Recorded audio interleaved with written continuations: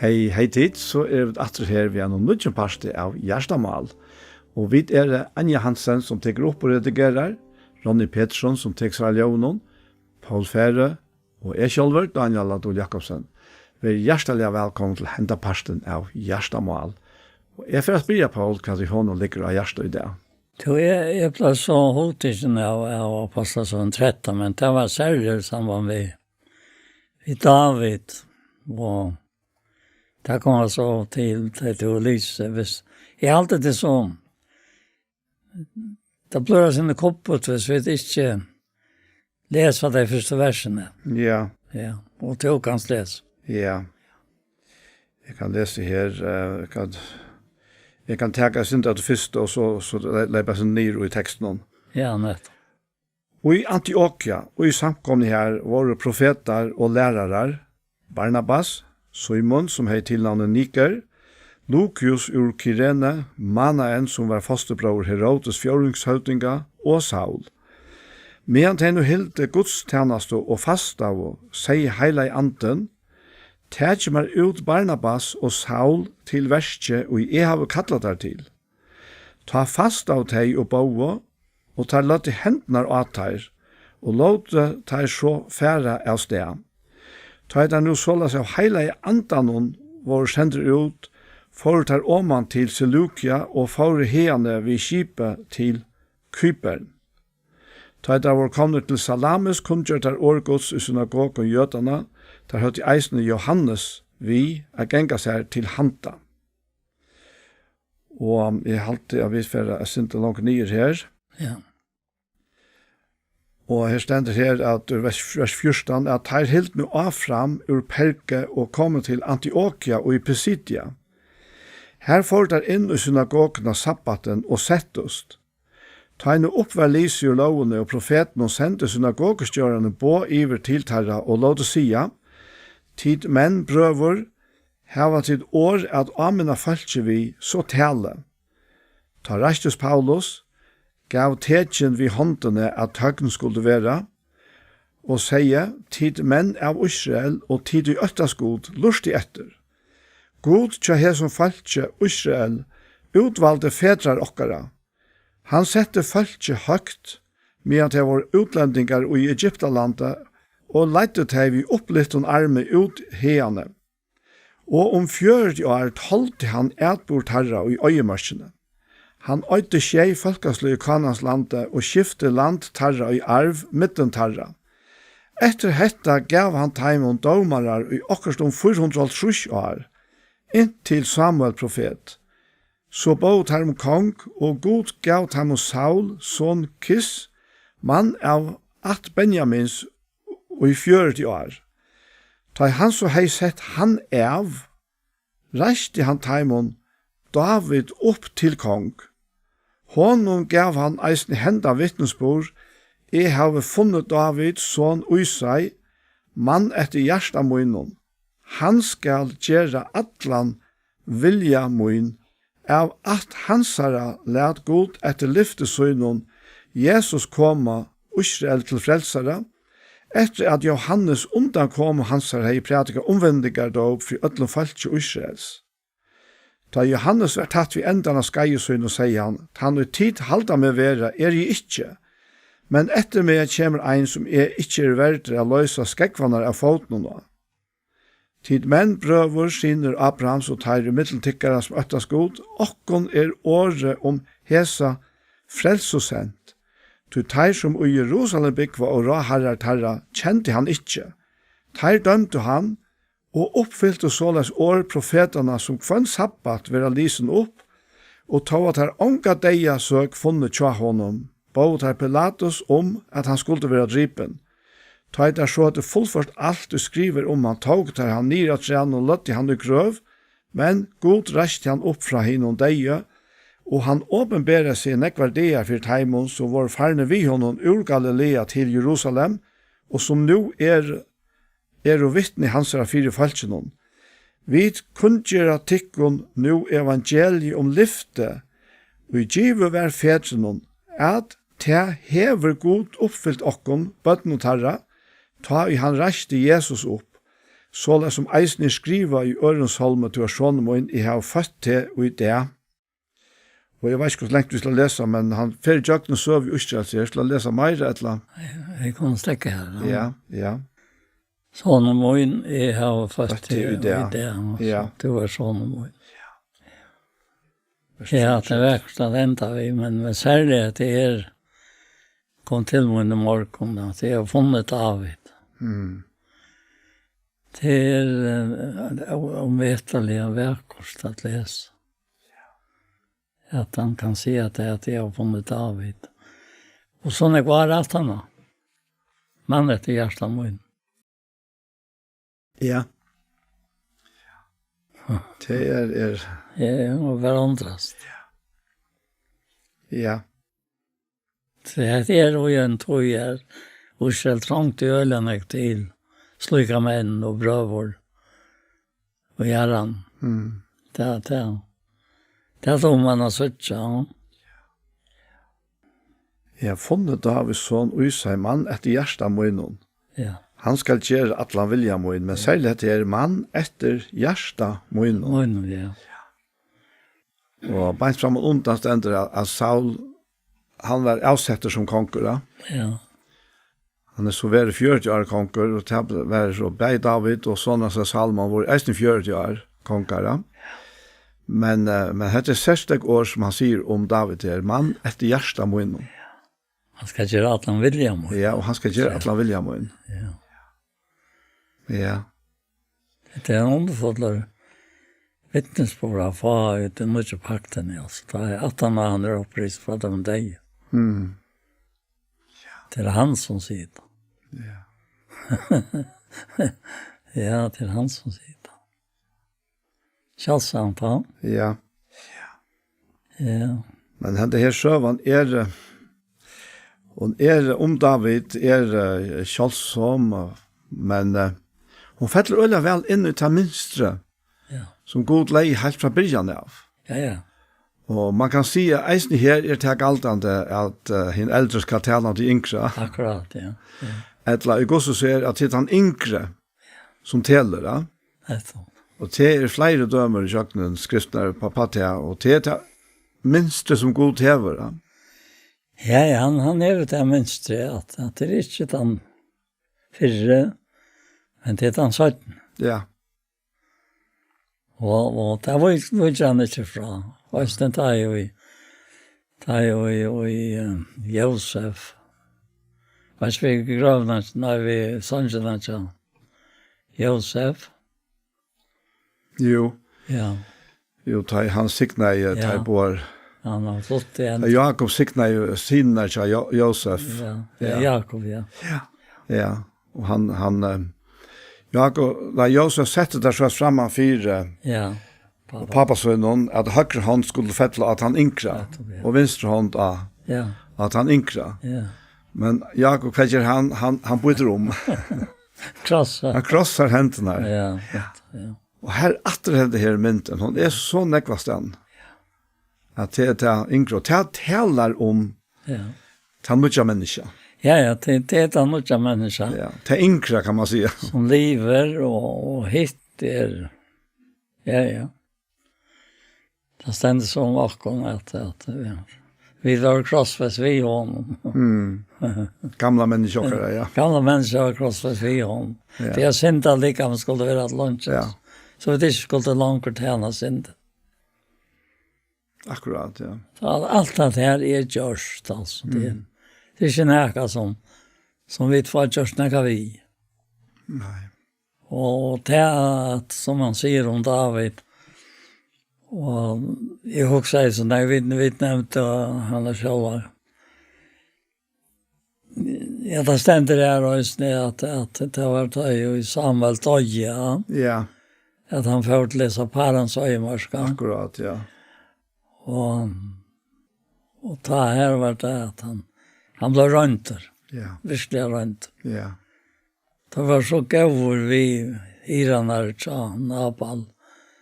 At hirane var så helt utroliga glädjer för männen där till David. Ja.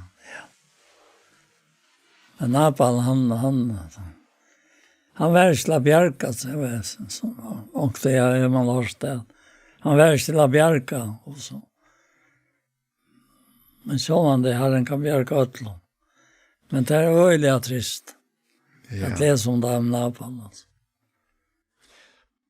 Alltså, för jag säger alla, men öjla nekvar, kanske alla händingarna som hända i jökna skrifterna. Ja.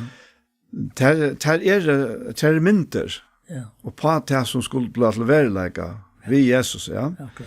Och jag också, nu tar jag i Paulus här och i Antiochia och Pisidia för jökna söv i Israel, så.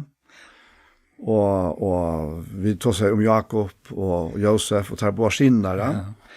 Så også om vi ser årene her i Lukas 24, da Jesus åpenberer seg etter opprystningen 4 timene. Ja. Og ta sier han vittar her, han åpenberer seg 4 timene, eller kom inn til der.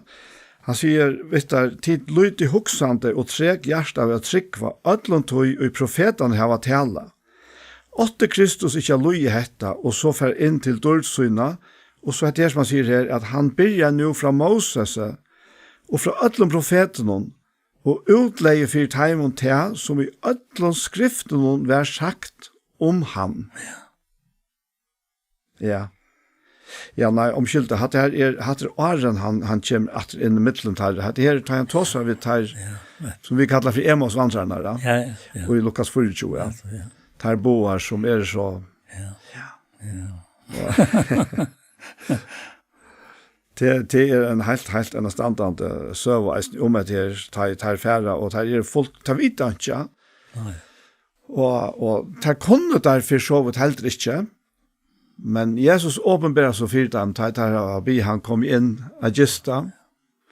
Och jag helt nog så sant att Jesus ger faktiskt en liten show like här. Och är så en upprustad tillstånd. Ja, det var han säger alltså. Han läst som om han skulle fara långare. Ja. Han lärde som om han. Men det var ju han för att röna tajra. Och det tar väl det här han komma in. Ja. Det är tjock. Ja. Det har löjda kvalt. Det har en all. Ja. Men då han så hever åpenbæra seg for dem, han leipa der sted at det samme vet når han kommer. Ta også det ikke om at det var sent eller mist. Nei. Og så det som hendte at han har at Jesus kom sjalvor, ja. In Jamestown der det. Ja. Ja, nettopp. Han her tar venta så atter, og sier vi lærersvennerne her i Jerusalem, at det satt Herren i risen opp. Ja. Han satt av svimene. Ta søtt derfra til som har hentet av vennen, og hvordan han var kjent av dem, da han breie. Medan han tog seg om dette, stod han selv midt i middelen herre, og han sier vitt her, frigjør være vittikom. Ta øttast her og rett og så helt at det var antat her sjåa. Men han sier vitt her, hvor reis hit, og hvor kommer ivi opp i gjørst og tykkere. Hitt ikke hendemunner og føtemunner, at det er sjølvor. Nemme vimme og suttje, ante hev jo ikke holdt og bein som det suttje hav. Ta henne sagt dette, visste han til hendersynner og føtersynner, og ta henne ikke tro enn for glede og undra og sier han vitt her, her sitt akkurat etande her. Ta gavet her hånd og stikkje, stokket om fiskje, og nækker av hundaskøk. Han tok det og åt det for egen terra. Og han sier vitt her, heter årmøyne som er tala vitt og min enn vær tjatikon, at alt måtte genge ut som skriver om meg og i Moselov, profeten og salmen, så let han opp vidt her, så det skilte skriftene. Ja, akkurat. Ja. Jeg minnes det en Gottmund, som selte maling. Ja. Ja, Østlendaren, kjøttvenner foklavere. Litt fakra. Ja. At han Gottmund. Godt være, jeg minns ikke rett. På Jansson, et laksvaret. Ja. Han vittnar ju ofta betest att det är lärt det han. Ja. Ja, och på en måte så var det han som gjorde det till. Att det är inte ivägsmål. Så han säger det, han fortalte det var rätt spännande. Alltså han var full av Iva. Om allt och i Bibeln. Og han en så metallega av kona. Og han tog seg av henne. Og forklarer jo om alt. Og det klarer jeg gjort det. Så alt var vekk. Ja, alt livet. Jeg minnes det, men altså, jeg ble så gav jeg ikke. Jeg ble det for om det her. Vi for så. Oljerive var stå. Oljerive maling. Det var en maling som jeg skulle til hava. Færnes og Tørrelse og alt det her. Og så literen og alt det her. Det gjør det med alt selv. Ja. Så det har jo seg selv om det er en brøyting sorry. Man står og hukte hvordan han gjør det, og sier bare hva som vi skulle hava, og så gjør det han da. Så sa jeg jo på hvordan han brøyte alt til en øynløyk, altså. Ja. Ja. Og så har møte, så tar seg han om seg selv, hvordan han veis om, at han måtte være noe god i ødelnesen her, som han opplevd i fargen, altså, hvordan han kom til fargen, det var ikke. Nei. Men jeg var kanskje sånn her, men den han kanskje, jeg finner ikke fætre i henne her, som han ved, jeg vet ikke. Nei. Og Han ble så giftig helt for år. han bor her ute. Ikke så lengt ut som Kjartan Mår, men så han sendte sitter ut. Ok, ja.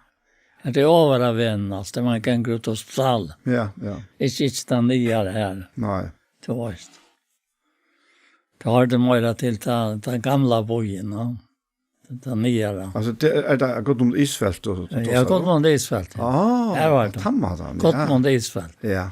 Så sa han det. Ja, akkurat. Ja, det var han. Ja. Nu är vi. Og det som og jeg fra hånden til trykten, freds. Ja, särskilt. Det han för så grund i en øyta. Ja. Ja, ja. Jo. Jag minns i Armens gosse Gottmund Isfält. Ja. Ja. Det men det var avvärst att Ja. ja, så han var han målare. Han selte. Eller selte måling. Litt fakra, kallar. okej. Her ute Tinganes. Ja. Og jeg en chatlar inn og her. Ja. Her er han alt. Och då hade inte så maskiner till att blanda målis där vi. Nei, det var røra. Det är inte bara ett handverk, det är list närmast. Ja. Konster. Annars gjør det han til han. Fikk forsvar som jeg var gjøre, så sier han, vi bare gått mot landet, og så gav han meg liten, og ikke var nekva. Det var, han var øyelig nærlagt og ikke noe sen. Vi han ikke kvar for nekva terpentin og det svekkar om diktene. Det skiller da. Ja. Han kallar terpentin för sol. Ja. Det var ofta sån sol till man malade. Och så fick man alltså dubbelt av sol. Alltså. Det blev näck för tom. Ja, på tammata, ja. Det skiljer då. Ja. Allt det här var hemmagjort alltså. Ja. Men så utrottene tar kom så utanför. Färnes och terpentin och Tørrelse. Allt det. Ja. Här är bra att nöjsnum. Ja. Men du säger att han lukkar som gav här en vissa. Ja. Han var så grundig, ja. Han kom trygg, men han miste allt väck. Alltså, han var med oss som arbetade i Ölen ägg. Det som oftast var han som alla det här. Ja?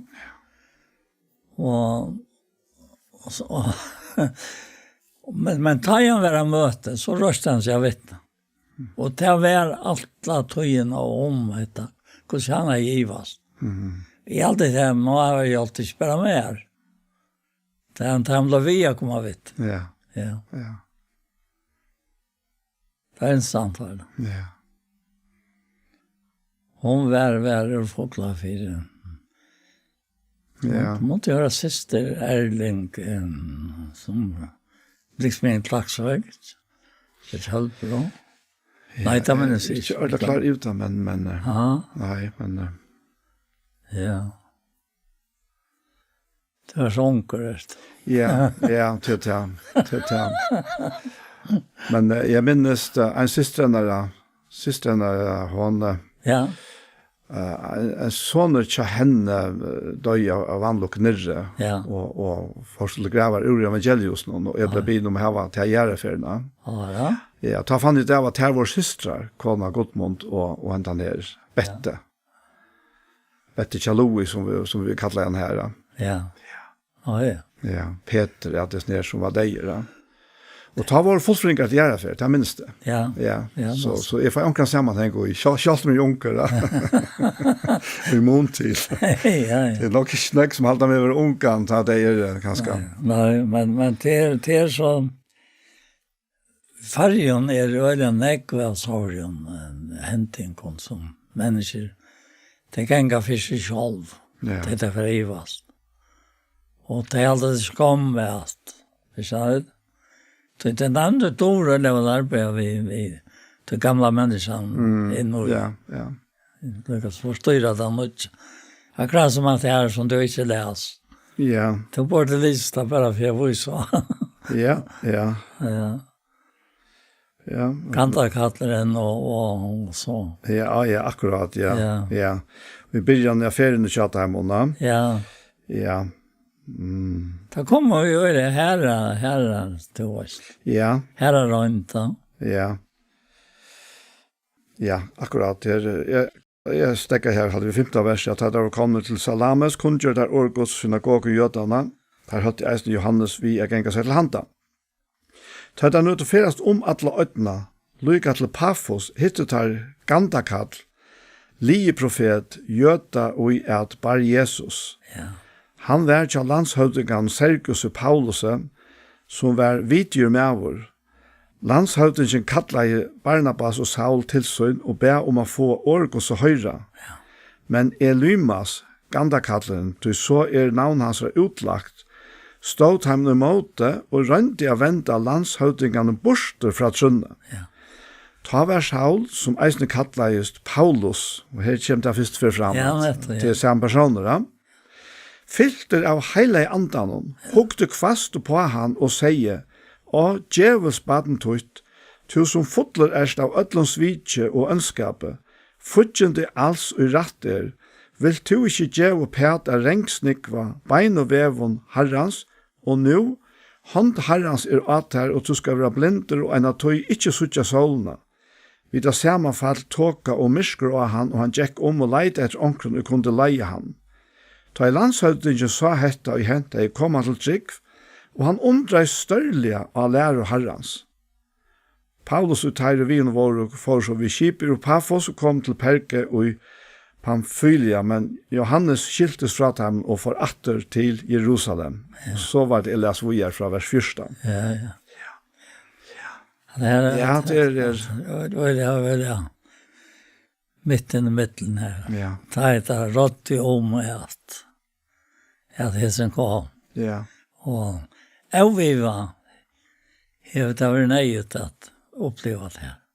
Ja, det är det Jag känner det. Annars, alltså, det är stäger, att Paulus inte gjort detta. Nej, akkurat. Så det ständer att han var fyllt av hela andan. Ja. Det var inte något som han fann på i sin egna sinne. slett. Sinnes måne, ja. Nej. Slett inte. Nej. Har inte vi öja. Nej.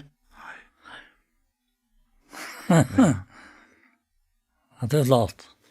Ja, det är öjla kjølsamt, det. Men landshøvdingen, det er avverst at landshøvdingen sa hette og hente jeg komme til trygg, og han undrer størlige av lærer og herrens. Akkurat, läraren. Ja. Och han som inte var fätre lärarna, han ivast. Ja. Det är läraren som. Känner du? Den sanna læreren, hon frutjer mennesker. Ja, frutjer. Ja. Men før man skriver av læreren, ja. Ja, akkurat. Så blir det til bond. Ja. Og lantjer som binder mennesker. Ja. Men den sanna læreren, hon setter mennesker i frelse. Fullständigt frans. Ja. Det stendt ikke skuld til nære. Nei. Først til det godt, eller Jesus, som vi kan si, eller til mennesker. Ikke. Det en nødvendig skapninger. Ja. Og det en kristian skapninger. Det gamle, altså, færre. Og det gamle, var nødt. Og alt det der fra gode, som Kristus sier. Samt det okkom viser sjálva. Samt det heimen viser sjálva. Heimen viser sjálva, ja. Ja. Det ja. Altså, det her, det læreren som han undrast av, hon fer jo i verleggen, som vi har lagt mest til da Jesus fer i jøgnen alt da, hon fer helt atter i byrjanen da. Ja. Hon fer alla veien i jøgnen gamla testamentet. Ja.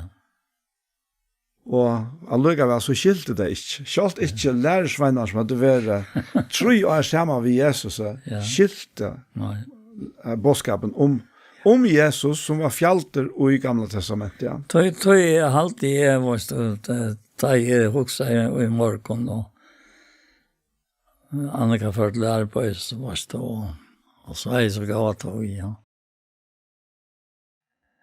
Abigail. Ja. Nu har jeg nevnt David, hvordan god satlan. Men måtte hun ikke øyene veldig, låt vi tog at David kom. Han ble at han var, og han ble. Ja, hon gjør det ikke verre, kan man si. Hun gjør det ikke verre. Men hon var øyla vois. Ja. Hon var øyla vois, og han voisdommeren kom helt visst David til hjelper. Ja. Det helt sikkert, så hon har avvirsket David øyla negv. Men jeg halte nok åren hette her, det som du var så hodig av, at det vers 22, at jeg har funnet, Herren sier, jeg har funnet Davids son Usai, mann etter hjertet min, han skal gjøre atlan vilja min. Det var nok åren Abigaila. Ja, det var åren Abigaila. Ja. Så, og han søv han om, ta ui Herren har avgjørst at det var ikke atten tja Saul, altså. Nei, som ikke blant disse Saulaner boere. Saul som var konger, det var ikke atten tja honom som skulle føre kongstømme vujere. Han ble vrekavre, og ta jo så han sendte Samuel til Usai, for å finne han rette sonen her til å være konger. Så vet vi at han er tjejsiner først, som han lette ganga stuja framför Samuel, og det var kvar flottare enn annar av dem, høyer og herabreier og alt det. Men inni i hjertan så sier Herren vi Samuel, nei, ikke hassen. Og nu alle oppe. Og Samuel spyr og sier, ja, men helt unga sånn etter, jo, vi tar David, han ute, og han rett sier, altså, menneskeslige var David ikke råkna for nækka. Men jeg har funnet David sånn Usai, mann etter hjertet min. Han skal gjøre at han vilja min.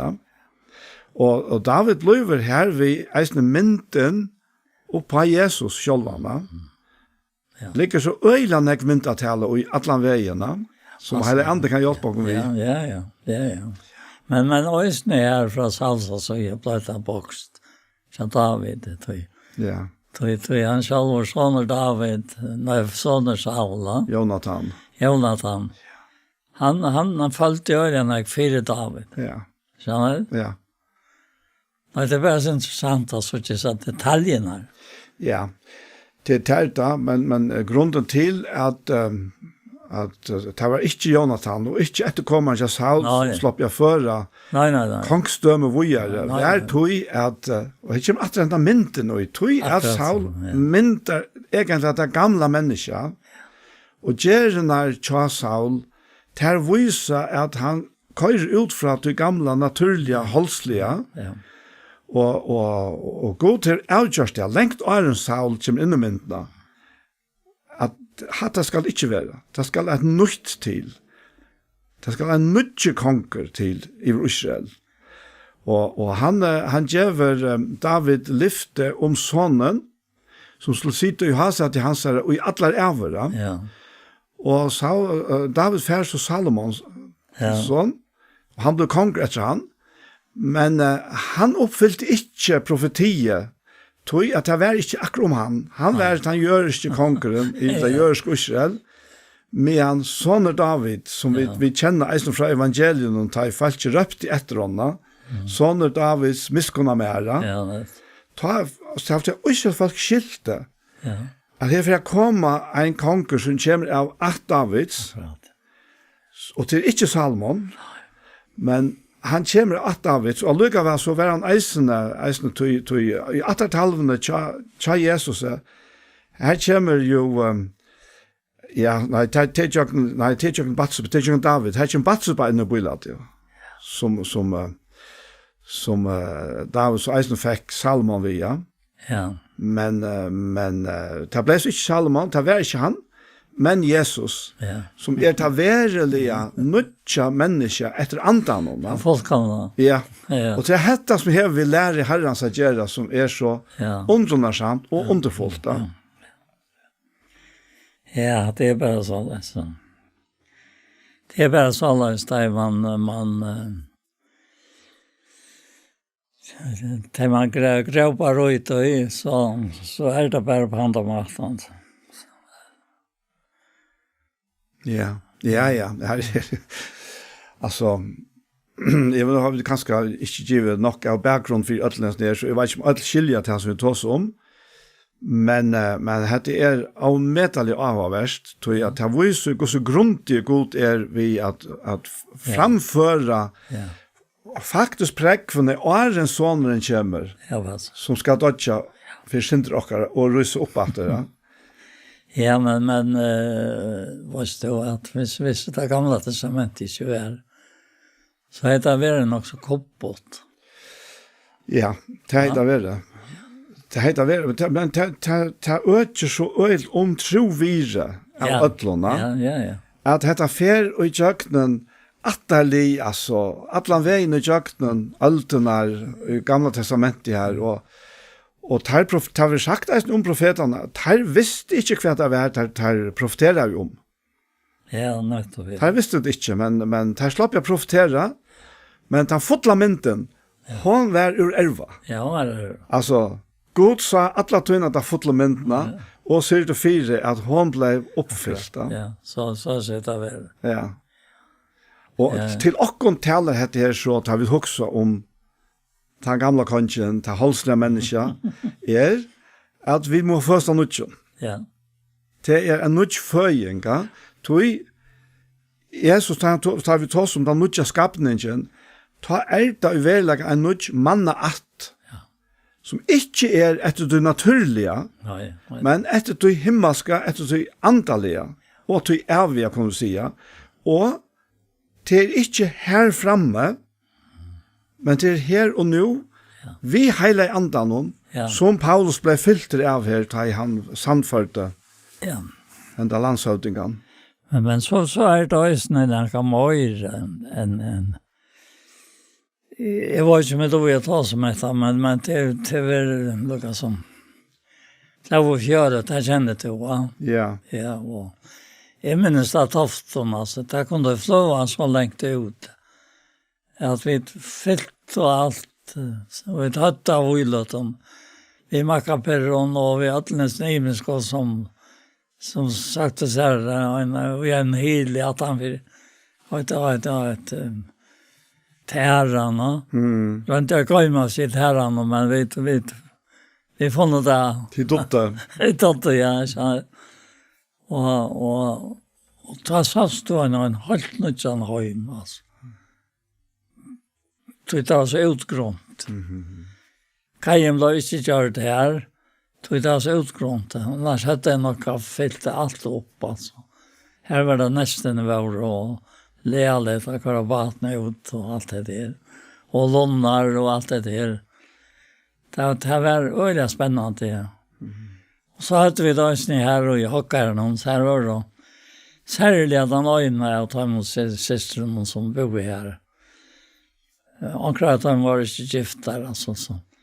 Hokte alle tøyene etter bøtten og der. Og han ikke skulle misfæres da. Og jeg minnes det Ta jag upptäckte att vad den konan kvojen stod i väntan och blev hitcha och kanske var benchen. Det var bara tror jag att hon falt en så avbörd för det. Ötlund som gäng här och spalt i solen och det var så hon allt. Men så flyttade jag efter det. Och så måste man tvåna. Det var still mig då. Tann fjör och flow. Det är störst av sjövafallen här. Ja, och mannen då. Ja. Mannen står i sjövafall. Ja. Men här i havnen här är det inte flow och fjöra på samma mat efter sjövafallen. Nej. Det kommer an på hatrust och estrat och så där. Ja. Men här var man ordentligt undergivande till naturen. Det var så frialigt. Det var inte några råk och så. Men det kunde gott vara prim och så kom santor upp och så. För människor att få sig sant levera hvis det skulle föra släppa grundet. Och så, men det måste släppa att få något regn i rösten. För jag får saltet väck. Ja, akkurat, ja. Nej, det som jag också säger om är i samband med det gamla och det nya. Det var så väl och det gick inte fra Ötlund. Det är inte bara, nu har jag sett att det här tror jag. Det fattas själv och gal. Det kan så inte se om skrifterna. Nej. Det är gjort det till att fäta vi har ländat. Ja, akkurat, ja. Akkurat så läs. Och det är också av tossa vi här nu var vi då fyllt och honom. Vi gått och han får det grävar gått och sånt där, no? Så Jan. Ja. Ta var det omkring män som snackade med mig och om att det är en siver med 222 säger han ytterligare. Bara för jag får med att han är lust efter Ötlund personen. Allvar. Kan det gärna. Vad sitter du? Oj. Alltså, äkt och så. Och så blev han så rörd där. Och så var han lyckas som att ändå jag tänker, hur kan det bli till att det kunde sitta så som tas. Jag säger, alltså, jag har sånt jag visar åt han mina föräldrar. Och så de som var Sälen och Tofton och Växtetanesen och Foglavirre. Och Androslån. Det är min uppväxt. Andra får samt i ångkant. Jag kom till Tofter att utläsa skrifterna. Akkurat. Ja. Det var så otroligt sant.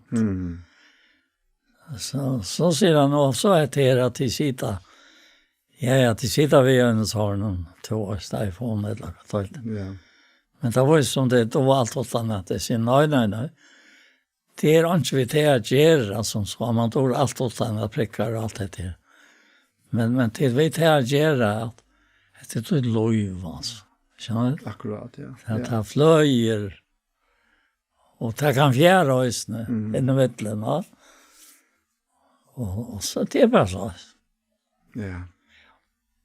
Ja, det är det här lov vi hela andan som Jesus kom för att ge oss. Det är det primära och i frälsen. Ja. Och eisne og okra dagliga liv, ja. Ja, visst det. Og verleist faktisk han av frelsan først og fremst til okra dagliga liv. Vi tar vel ofte kjørt ut til, altså, til endan, til deian og sånt. Men det sørst du ikke jakt noen skriftene, at det var på tammat at han fungerer, ja. Frelsan var nærværende, og Jesus han bare lærersvenner for ut og kunne gjøre at rydde Guds kommet nære, og han visste selv at rydde Guds, det hele anten, da. Ja, og Herren, jeg ser periodene som nå var livet, ikke alt forsvarende, jeg har jo vært så vaiker som er nå, va? Nei. Men det börjar spekliga. Tar man släppt till all fjärsarna. Jag kan inte säga att det var något allvarsamt, men Men så kommer det till er och så måste du ta stöven fyra, ena stöv fyra är efter. Vi har släppt hästen, inte köra bil och inte göra det. Inte färba cykla. Då är så detta och så blir det sånt och så att jag lägger det ett liv. Alltså, och allt det där. Ja. Och i hela perioden, det kan jag säga, pura klart fram mig själv om det kan hjälpa någon öron som kanske helt sig inte vara. Så att det är öjliga kött att hålla sig inte vara. Och det är inte en ringaste fröstning som vi fattar i. Det är så obehagligt att sitta för sig själv och längt upp i åren också försvara. Och inte släppa på sig ut. Jag håller lite om sig själva. Det är inte rätt. Nej, alltså det är inte, och det är inte gott. Inte gott, nej. Men på en måte så kan det godt skilja til at man ikke kan til og hadde det klart og viljen og horen det er akkurat det samme, men ikke kunne gjøre til at jeg liker er så ferdig. Ja. Men her er så at det her som to som så ofte hever siteret. Jeg hadde visst tid til å lyse til han og atter her ur 17 Korint 4. Ja. Her... Ja, att det är så upplättande. Ja, det är akkurat i hessa stövna. Ja. Nu var jag inne i 4 Korint, i 17 Korint. Vi har nu här. Ja. Här. Och han säger här att det här som tog citerar så ofta, att det kanske syns som han senast. Ja, nu. Att vi missar att vi inte måte. Nej, om så. Utvarstes människa okkara gånger till grund där. Ja. Endur nudjast hau innvorstes menneske okkara, derfra det. Tøy trångt okkara, som stokket og løtt. Og her også han om oss likan i trångtena, til ikke kunna til som han for konti, ja. Tøy trångt okkara som stokket og løtt, virkar okkon og i større og større iverflow, fytling av dord. Vi til, vi har ikke hitt skjønnelige for eia, men hitt avskjønnelige, tog hit skjønnelig tøymlet, men det skjønnelig avvist. Ja. Her det atter inn i det gamle og det nødje, kan man si. Ja, det er sånn da. Nei. Det så atter det her, jeg husker vi bare lykke utfrøttene her, vi har ikke skjønnelig for eier. Altså, det liksom hvert festa vi okkar eier av, altså et eller annet fokus av. Bør vi bare festa det av til likamlig, det er fyrir tjokken øtlån. Fyrir et eller annet settene, ja. Og det kan godt være at man vil spekelig avmontere over. Det kan også være knappløst. Vi vet ikke alt av det her, men vi vet at det er fer. Og hvis vi har akkurat fokus bare på det som vi sutter her, så er det ikke godt. Men fytlingen, hun fyller vi til å ha det avkjønnelige for eier, til avgjør, til antallige. Godt tror ikke. Ja. Det man för att se att något rätt. Det man älskar att ha löve för att tolja upp och utarbeta solens gång och allt var så helt och standard. Är det? Jo. Och så delar allt att där nere och tack vare. Och så hvis du inte tar lärare att virusmäta det som ikke er vidt av kjennlige. Så kommer det døres nei.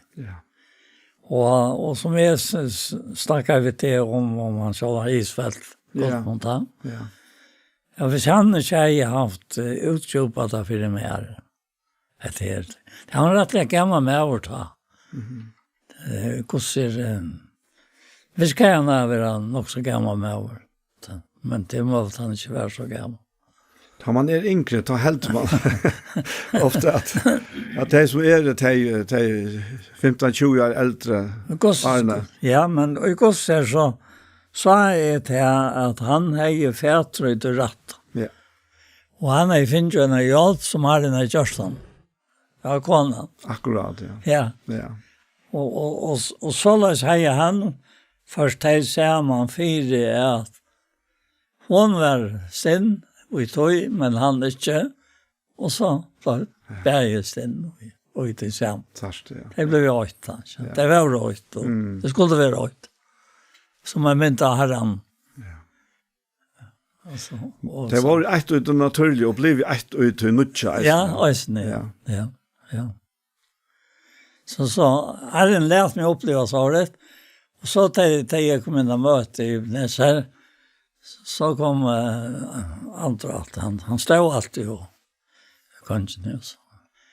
Håll helt och ett år för herren och kvalt. Och ja, det var just. Det är upptällt han. Ja. Och det må jag säga.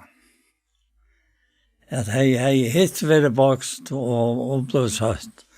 Det blev uppåt sött här. Det var också som är hej också. Som kunde se.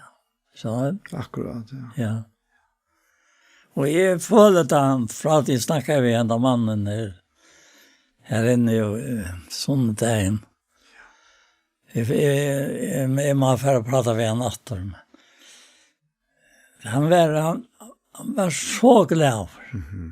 Alltså det vi har tryckt tog som en annan säger om det som vi bara var sitter och pratar. Ja, vad ska man säga? Man kan inte bli stolter. Nej, man kan bara säga tack. Man säger tack. Tack för det. Ja. Det tar skåa in i näka som han har haft en otrolig tarva. Ja. Och det är inte som tårer öppna för sån frösten och runt och förklara hur man kommer sig ut. Så blev det så rävliga torst. Ja, det som fortsätter röjner allt, ja. Och det ska man bara inte lukas då, ja. Det är att isolera människor. Ja, akkurat. Och halta att det bara är som har det på händermaten, va? Ja, akkurat. Ta kan det bli en stol och jag höra ånder som har det. Det har inte alltid i ödlom förrarna.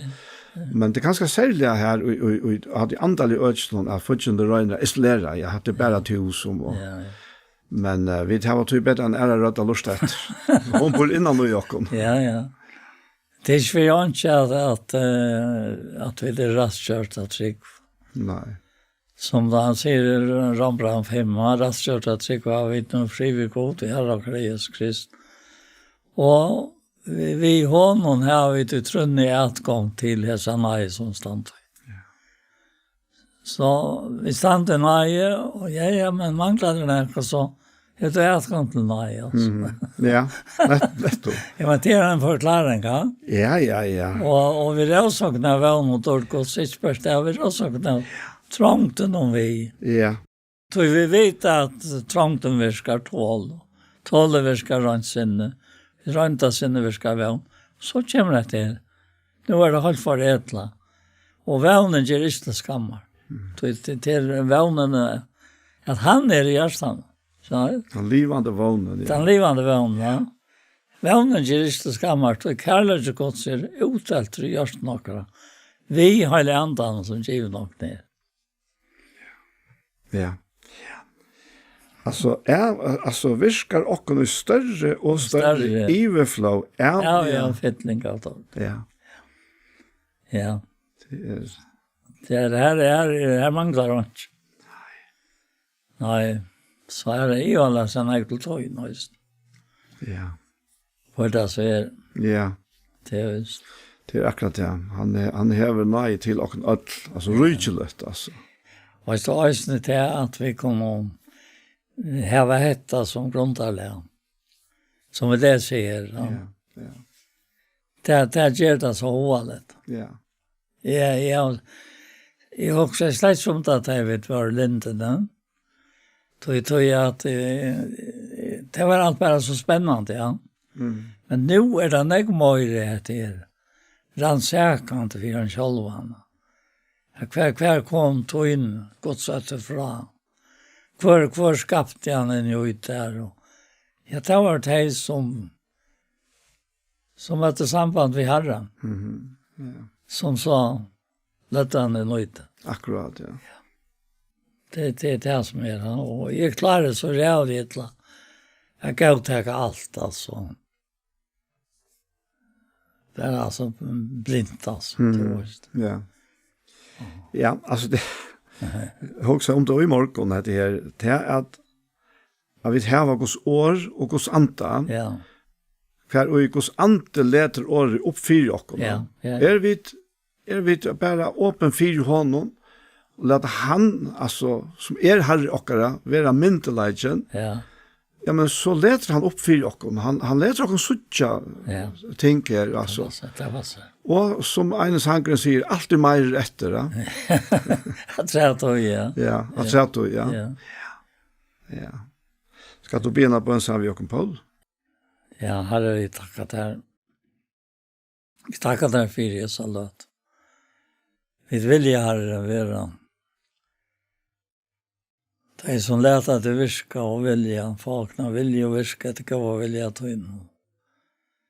Og herre, at jeg skal være. Det er sjølvande til at du er okkara liv.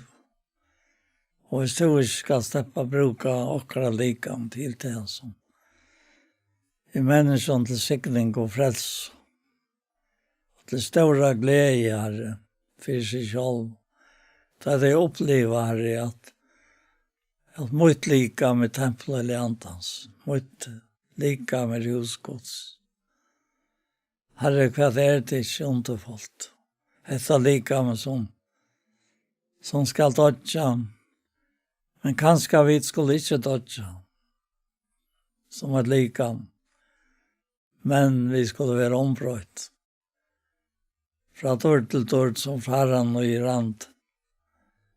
Og Herre, takk for det at Herren er anten og atvis som vi omgår for anledning og avspeklet ordgods. Vi er ombrøyt til som og mynd fra dår til dår som faran i rand. Og hva det godt at oppleve her i livet noen. Det er ikke vi som også da, men det er to som også da fire åkken. Det er to støyt vi åkken og i ødlån. Ja, det må være trygt å være tøyen. Så signa han jo herre som er så. Så trygg var at være her sammen vi åkken og signa. Men kære bror her, og med sjalvan vi herre, og det er ikke av ødlåntøy som vi halde mislukka og slipper å legge nærka. Da vi har vidt innhallig om og takka der for det. Så løtten og legge og krakær. Ødelig tøyne hånd. Og Jesu navn igjen. Amen. Så hesen parten av Gjerstamal kommet enda, og vi får takka for okken. Og vi Anja Hansen som teker opp og redigerer, Ronny Pettersson som teker seg av Ljøvnen, Paul Fære og jeg selv, Daniel Adol Jakobsen. Tusen takk for hesfer. Pastor av Gjerstamal som her var vært. Det kan du finne av YouTube om du leiter etter Ikto Sjånvarsp.